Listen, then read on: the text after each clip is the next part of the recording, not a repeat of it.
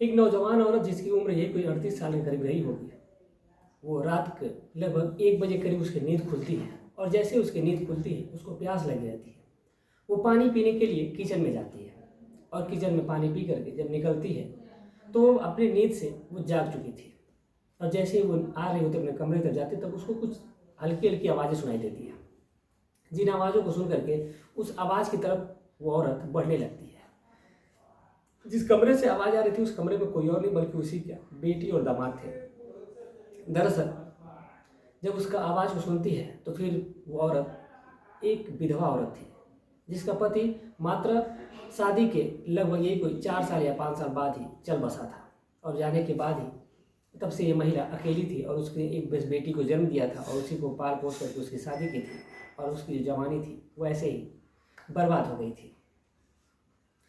अब जो महिला थी जब इस आवाज़ को सुनती है तो उसको आभास हो जाता है कि आखिर कमरे के अंदर चल क्या रहा है, लेकिन वो खुद को शांत करती है और फिर वहाँ से अपने कमरे में चली जाती है और अपने कमरे में जा करके जो अपने आप को वो कंट्रोल करती है। लेकिन कंट्रोल करने की एक लिमिट होती है, जब वो आउट ऑफ कंट्रोल होती है तो उसके बाद एक गेम हो जाता है। तो आखिर वो गेम क्या हुआ था और उसका अंजाम क्या होता है, जानने वाले हैं इस पूरी सच्ची घटना में कि आखिर हुआ क्या था और आखिर ये घटना है कहाँ की। तो चलिए घटना की शुरुआत करते हैं और जानते हैं कि आखिर मामला पूरा क्या है।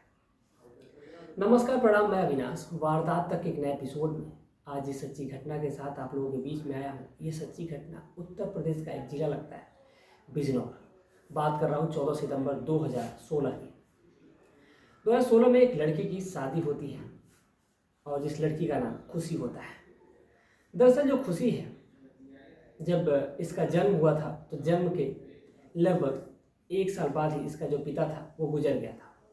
यानी कि जो खुशी है उसकी माँ का नाम सुधा था और उसके पिता का नाम रमेश होता है। रमेश और सुधा एक दूसरे से बहुत ही ज़्यादा प्रेम किया करते थे और इन दोनों के प्रेम की जो चर्चा थी वो सभी लोग कहते थे कि ये इन दोनों पति पत्नी के बीच में कभी दूरियां आ ही नहीं सकती। और ऐसे ये सिलसिला चल रहा था, लेकिन पता नहीं किसकी नज़र लग जाती है और किसको ऐसा हो जाता है कि जो दोनों पति और पत्नी थे वो बिछड़ जाते हैं और शादी के महज अब यही कोई 5 या 6 साल गुजरे होंगे। लगभग 5 साल की उम्र में तो उसे कोई बच्चे ही नहीं थे, लेकिन जैसे 5वां साल होता है फिर एक वो सुधा जो होती है वो प्रेग्नेंट होती है और एक बच्ची को जन्म देती है। बच्ची भी उसकी 1 साल की हुई रहती है तब तक जो रमेश है दुनिया को छोड़ करके चला जाता है। अब जब इस दुनिया को छोड़ कर चला जाता है तो फिर जो उस टाइम पे सुधा होती है, अभी वो नौजवान होती है और अपने बेटी की परवरिश करने के लिए बहुत सारे जो लोग होते हैं वो कहते हैं कि तुम शादी कर लो या फिर दूसरी शादी कर लोगी तो फिर सब कुछ सही हो जाएगा तुम्हारा और सब कुछ नॉर्मल हो जाएगा, बेटी की परवरिश भी करनी है, आखिर इसका खर्चा कैसे चलाओगी। लेकिन जो सुधा होती है वो कहती है कि चाहे जैसे भी होगा लेकिन मैं दूसरी शादी नहीं करूँगी, इसी घर में अपना जीवन गुजार दूंगी अपनी बेटी के साथ। मेरे पति ने एक निशानी दी है और एक जिम्मेदारी दे दी है कि मैं इस जिम्मेदारी को बखूबी निभाऊँ। अब लोगों की तमाम बातें सुनने के बाद भी जो सुधा है वो अपने वादे पे कायम रहती है, जो वादा उसने अपने पति से किया था। बहुत कम ऐसी औरतें मिलती हैं जो अपने पति का वादा निभाए। अभी हाल ही में एक जो कैप्टन है अंशुमान सिंह, उनकी पत्नी पे काफ़ी आरोप लगाया जा रहा है कि जैसे उनको वीर चक्र मिला है और वो जो भी पैसे मिले हैं उसको लेकर के जो दुल्हन है उनकी अंशुमान सिंह की जो बीवी है वो फरार हो गई है। खैर इसके बारे में बहुत सारी मीडिया में खबरें हैं, आप उसको जाकर देख लीजिएगा। लेकिन यहाँ पर जो सुधा होती है वो अपने बेटी की खातिर उनको ये लगता है कि अगर दूसरे से मैं शादी करूँगी तो फिर एक मेरी और बेटी हो जाएगी, फिर दोनों के बीच में दूरियाँ पैदा हो जाएंगी और मेरी बेटी की परवरिश नहीं सही से हो पाएगी। पता नहीं वो मेरा पति कैसा रहेगा कैसा नहीं रहेगा। अब इन सब तमाम सवालों को लेकर के वो अपने जहन में शादी ना करने का ही निर्णय लेती है और अपनी बेटी की परवरिश कर लेती है। और जो उसका पति होता है वो सरकारी नौकरी कर रहा था तो फिर उसकी भी सरकारी नौकरी लग जाती है और उसी नौकरी के आधार पर ये अपनी बेटी की परवरिश करना शुरू कर देती है।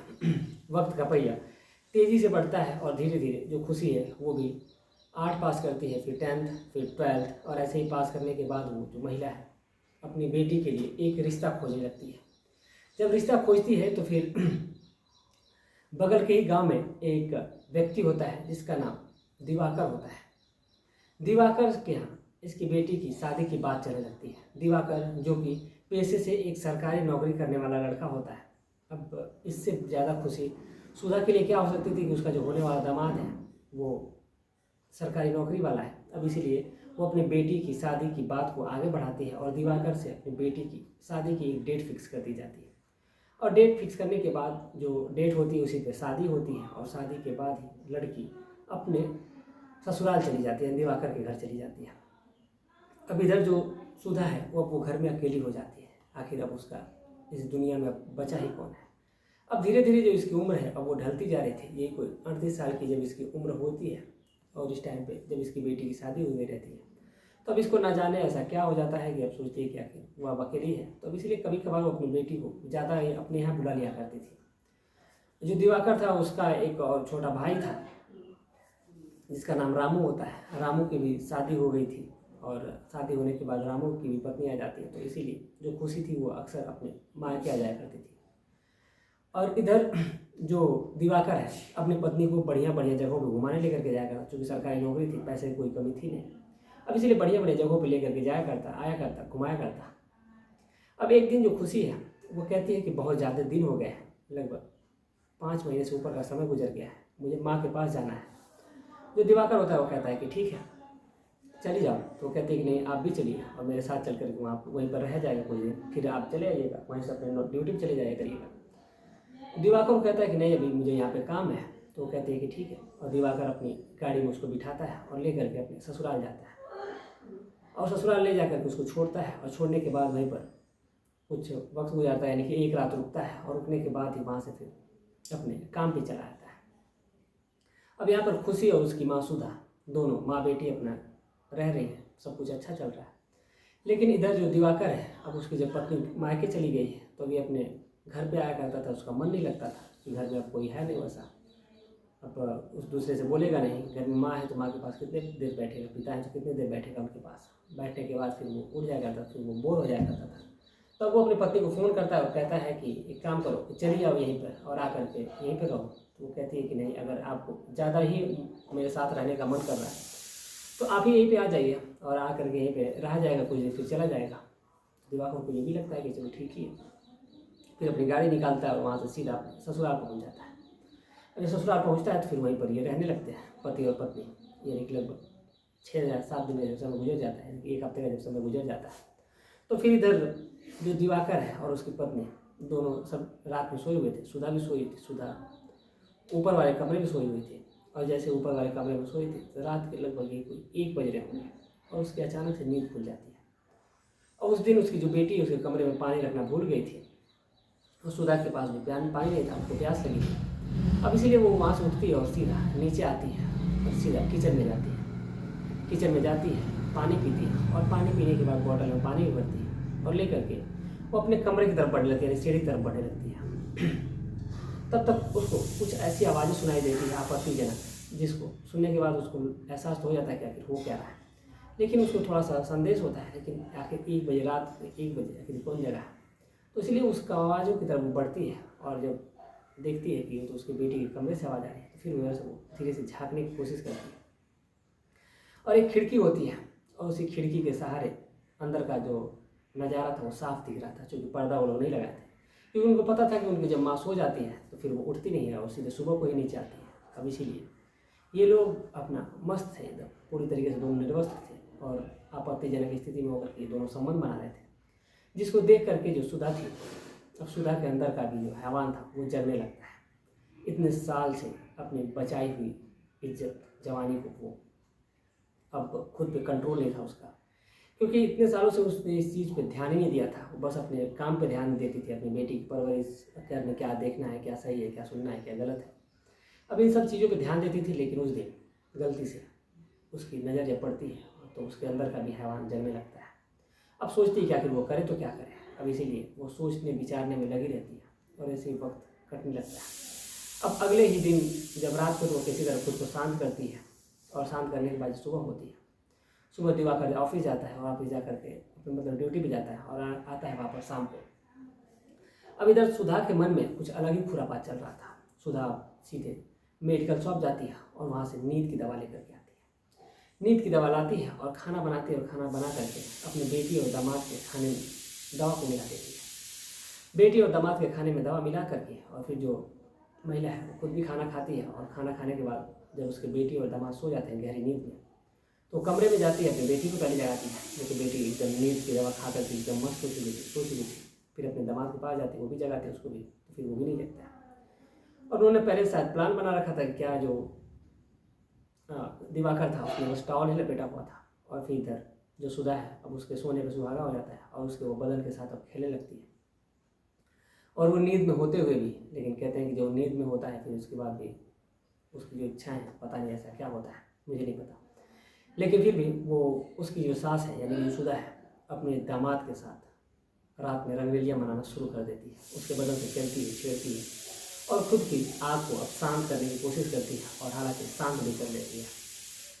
अब ऐसे ही ये अब सिलसिला शुरू हो जाता है। अब ऐसे ही ये सिलसिला माफ़ी चाहता हूँ, ये सिलसिला अब चल रहा होता है। अब ऐसे ही जब सिलसिला इधर बढ़ रहा था, तो फिर इधर रात को ये दवा में खाने में दवा मिलाती थी, और पति पत्नी दोनों सो जाते थे।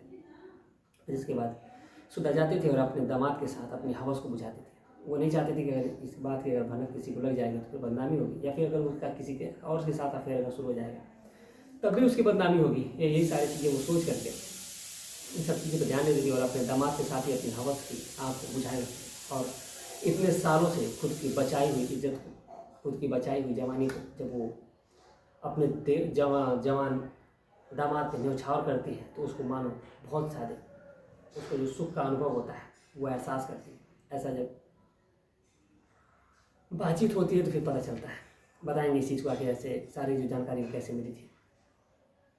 लेकिन एक दिन होता कुछ यूँ है कि जो बेटी और दामाद उसका है वो दोनों बाहर घूमने गए रहते हैं, और फिर उधर से उन्होंने कुछ खाना पीना खाया, और खाना पीना खा करके वो घर पे आते हैं। और घर पे आने के बाद जो उसकी माँ थी यानी खुशी की, अब वो कहती है कि खाना खा लो तुम लोग, तो वो कहते हैं कि नहीं खाना वो नहीं खाएंगे। अब जो सुधा थी अब उसके पैरों तले जमीन से देखते हैं, ये क्या, ये तो खाना नहीं खाएंगे तो फिर मेरा प्लान कैसे होगा। और ये एक दिन का ही था, बल्कि वो जितने दिन से उसको ये लत लगी थी उतने दिन से वो डेली अपने दामाद के साथ शारीरिक संबंध बनाया करती थी। अब ऐसे ही ये सिलसिला जब चल रहा था, और फिर ये खाना जब उस रात नहीं खाता है दिवाकर, तो फिर वो खाना को ले जा करके अपनी बेटी के कमरे में देते, कहते जब तुम लोग भूख लगेगी तो खाना खा लेना। तो जो सुधा होती है वो इतना कह करके चली जाती है, और खुशी जो है वो भी दरवाज़ा को अंदर से लॉक कर लेती है। और लॉक करने के बाद फिर वो कहती है कि चलो खाना खा लेते हैं। दिवाकर जो होता है वो मना करता है, लेकिन जो खुशी होती है वो कहती है कि ठीक है। और उसके बाद दोनों एक दूसरे के साथ ये फिजिकल होते हैं, संबंध बनाते हैं, और संबंध बनाने के बाद खुशी को थोड़ी थोड़ी भूख लगने लगती है। तो वो कहती है कि क्यों ना खाना खा लेते हैं, फिर भी दिवाकर मना करता है। लेकिन खुशी जो है वो भरपेट खाना खाती है, और फिर वो जिद करके दिवाकर को भी थोड़ा थोड़ा खिलाती है। अब इधर जो वो लोग संबंध बना रहे थे, अब इसी दौरान जो सुधा है वो भी जाती है दरवाजे के पास, और आवाज़ें जो सुनती है तो फिर वो दरवाज़ा खटखटाती है और कहती है कि क्या तुम लोगों ने खाना खा लिया। तो जो खुशी होती है, जो अपने काम में एकदम मस्त होती है, मसरूफ़ होती है, वो कहती है हाँ माँ हम लोगों ने खाना खा लिया, आप जा करके सो जाओ। लेकिन जो सुधा थी उसको नींद कहाँ आ रही थी। अब इसीलिए सुधा अपने आवाज़ को वहीं से सुनती रहती है, और सुनने के बाद फिर वो अपने कमरे में जाती है, और फिर वहाँ पर इंतज़ार करने लगती है कब उसका बेटी और दामाद सोएंगे। और दरवाज़ा वो लोग अंदर से लॉक नहीं करते थे। अब जब रात के लगभग जब यही कोई 1 बजते हैं, तो जाती है वो उस कमरे में, और कमरे में देखती है कि उसकी बेटी जो है वो सोई हुई है नींद में एकदम, जो उसका दामाद है वो भी सोया हुआ है। और फिर वो प्रतिदिन की तरह अपने जैसे वो हमेशा आकर के किया करती थी, वो आती है और अपने दामाद के बदन के साथ खेलना शुरू कर देती है। क्योंकि दामाद अभी वो बेहोशी की हालत में नहीं था, उसने नींद की दवा उतनी ज़्यादा उस पर असर की नहीं थी, तब तक उसकी आँखें खुल जाती है। और जैसे उसकी आँखें खुलती हैं उस टाइम पे वो जो सुधा होती है वो ओरल टाइप का सेक्स कर रही होती है। अब ये चीज़ें जब दिवाकर देखता है तो फिर उसके पैरों तले ज़मीन खिसक जाती है, और वो बोलता है अरे माँ जी आप यहाँ क्या कर रहे हैं, और ये आप क्या कर रहे हैं। तो उसका मुँह उठा बंद कर देते हो, कहते हैं कि कुछ भी मत बोलो, और उसको उठाती है और ले करके अपने कमरे में आती है। अपने कमरे में आकर के वो पूरी रात एक दूसरे के साथ संबंध बनाते हैं, और कहता है जो दामाद उसका होता है कहता है कि माँ जी आप तो खुशी से भी ज़्यादा बढ़िया हैं, और आपसे ज़्यादा मज़ा तो खुशी नहीं दे पाती। वो कहती है हाँ मेरी भी बरसों की जो जवानी है वो ऐसे ही बंद पड़ी थी, और ये तुमसे ही खुली है। और वो सारी बातें उसको बताती है वो कैसे कैसे उसके साथ क्या क्या करती थी। अब ऐसे ही इन दोनों का जो सिलसिला था वो चलने लगता है। अब इधर कभी कभार जब खुशी थी वो अपने घर जाने के लिए बोलती थी, तो उसकी माँ उसको रोक लिया करती थी, कहती कि अभी जाना क्या, बाद में चली जाना। दिवाकर का भी जाने का मन नहीं किया करता था। अब ऐसे ही ये सिलसिला अब आगे बढ़ता है और प्रतिदिन वो खाने में दवाई मिलाती थी। अब दिवाकर को नहीं मिलाती थी बल्कि वो खुशी के ही खाने मिला दिया करती थी। और एक बार संबंध बनाने के बाद जो खुशी थी वो भी मस्त होकर के सो जाया करती थी। उसकी नींद भी सुबह में खुला करती थी क्योंकि थक जाती थी ऊपर से नींद की दवा का असर।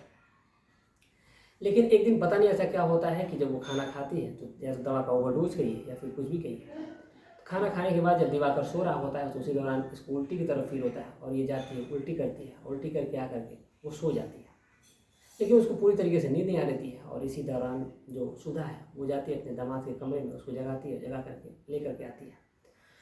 खुशी जो होती है वो सोई हुई होती है, लेकिन जब उसकी नींद खुलती है कुछ देर बाद ही, यानी लगभग 1 घंटे बाद खुशी की नींद खुल जाती है, तो देखती है उसका पति बगल में नहीं है। तो उसको ये लगता है कि वो बाथरूम करने गया होगा, फिर कहीं गया होगा। लेकिन जब आधे घंटे से ऊपर का जब समय गुजर जाता है तो फिर वो उसको जब नहीं आता है तो फिर वो उठती है और अपने पति को खोजने लगती है। जब खोजती है तो फिर उसका पति मिलता नहीं है, तो फिर वो ऊपर कमरे की तरफ जाती है और सोचती है हो सकता है कि बालकनी में गए होंगे या फिर छत पे ऊपर चले गए होंगे सिगरेट पीने के लिए। तो जब जाती है तो अपने माँ के कमरे से जब अजीबोगरीब आवाज़ें आती है, सुनती है, देखती है, तो फिर वो भी खिड़की से ही झाँक करके देखती है और देखते ही दरवाज़ा खुला हुआ था, जिसको देख करके जो उसकी बेटी है वो एकदम स्तब्ध रह जाती है, कुछ बोल नहीं पाती है। और फिर इधर उसकी माँ और उसका पति दोनों निर्वस्त अवस्था में होते थे, आपत्तिजनक स्थिति में होते हैं। और जिसको देखने के बाद खुशी गुस्सा आता और वो झल्ला पड़ती है और वो कहती है कि ये क्या। अब वो दोनों कहते हैं कि ठीक है जो भी है वो तो है ही, अब दोनों जल्दी जल्दी अपना काम भी पहले ख़त्म कर लेते हैं, उसके बाद ही वो दोनों एक दूसरे के पास से हटते हैं। और फिर वो खुशी है वो कहती है कि तुम मेरी माँ हो और तुमने इस प्रकार का मेरे ही पति के साथ इतना गलत किया। तो जो सुधा है वो सारी बातें उसको समझाती है, कहती है कि देखो ऐसी ऐसी बातें हैं, लेकिन खुशी भी कुछ भी सुनने के लिए तैयार नहीं है। और वो गुस्सा होती है और उसी रात अपने पति को अपने कहती है कि चलो यहाँ से तुम चलो। और उसने कहा कि तुमने अपनी माँ कहने का भी जो हक है वो तुमने खो दिया है, तुमने बहुत ज़्यादा गलत किया है। अब इतना कह करके वो कहते हैं कि मैं तुम्हें कभी माफ़ नहीं करूँगी। और इतना कह करके वो दिवाकर के साथ वहाँ से चली जाती है, अपने ससुराल में चली जाती है। उसी रात को लगभग 3 बज रहे होंगे और वहाँ से चली जाती है। लेकिन अब इधर सुधा जो है अब वो परेशान है कि आखिर उसकी बेटी करे ये क्या कर गई है। और उसने अपने जवानी के बहकावे में आकर के उसने बहुत ही बड़ा गलत कदम उठा लिया है। दिवाकर भी उसको समझाता है, वो माफ़ी मांगता है, कहता है कि आज के बाद ऐसा नहीं होगा। फिर वो दोनों जब अपने घर पहुंचते हैं फिर मामला धीरे धीरे सलटता है और फिर जो सुधा है और खुशी इन दोनों के बीच में अभी बातचीत तो बंद चली है। और लगभग 4 साल का समय गुजर गया, लेकिन सुधा जो है वो अपने माँ के पास नहीं गई है। और ऐसे ही वक्त जो है वो कट रहा है। लेकिन जो भी है वो देखिए आखिर होता क्या है और जैसा भी होगा वो देखा जाएगा। लेकिन जो खुशी है वो बच्चे की माँ बनने वाली है, जो जब लेटेस्ट न्यूज़ आई तब की बात ही है। तो ये थी आज की पूरी कहानी। और इस पूरी घटनाक्रम को सुनाने का उद्देश्य किसी की भावनाओं को ठेस पहुंचाना नहीं था, बल्कि आपको जागरूक करना है, आपको सचेत करना है। आप जहाँ भी रहे स्वस्थ रहे, सुरक्षित रहें, अपना ख्याल रखें, अपने परिवार का ख्याल रखें। मिलते हैं एक और सच्ची घटना के साथ, तब तक के लिए जय हिंद, जय भारत।